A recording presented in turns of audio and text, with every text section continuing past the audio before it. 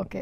మధుబాల గారు చేసిన పాత్ర మేనక గారు. సో మేనక అంటే మీకు తెలియదు ఉంది. మేనక విశ్వామిత్రుల ఇది అందులో మేనక అంటే ఇంకా ఆవిడ అందగత్తె వర్ణంలో.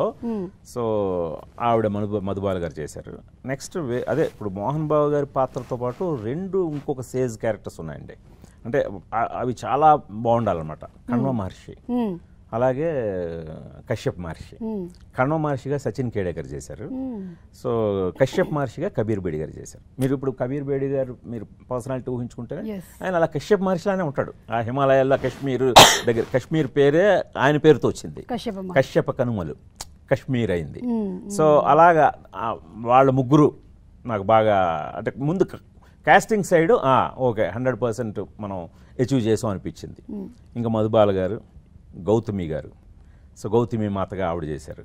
అనసూయ ప్రియం వదలు, ఇది తెలిసిన వాళ్ళందరూ కూడా వాళ్ళెవరు అని అడుగుతారు. సో ప్రియం వదగా అదితి బాలన్ ఆవిడ తమిళ్లో హీరోయిన్. ఆవిడ కూడా యాక్చువల్గా ఈ సపోర్టింగ్ రోల్ చేయాల్సిన అవసరం లేదు. బట్ ఇలాంటి ఒక ప్రాజెక్ట్లో నేను పార్టిసిపేట్ చేయటం ఇది నాకు ఒక ఇదిగా ఫీల్ అవుతున్నానని చెప్పి ఆవిడ తను చేశారు. అది అనన్య నాగండ్ల అని మన తెలుగు అమ్మాయి అనసూయ క్యారెక్టర్ చేశారు. సో అలాగా ప్రకాష్ రాజ్ ఒక బోట్ మ్యాన్ క్యారెక్టర్ అండి, చాలా ఇంపార్టెంట్ క్యారెక్టర్. సో అది తను తప్పితే వేరే ఆల్టర్నేటివ్ ఉండన్నట్టుగా తను చేశాడు.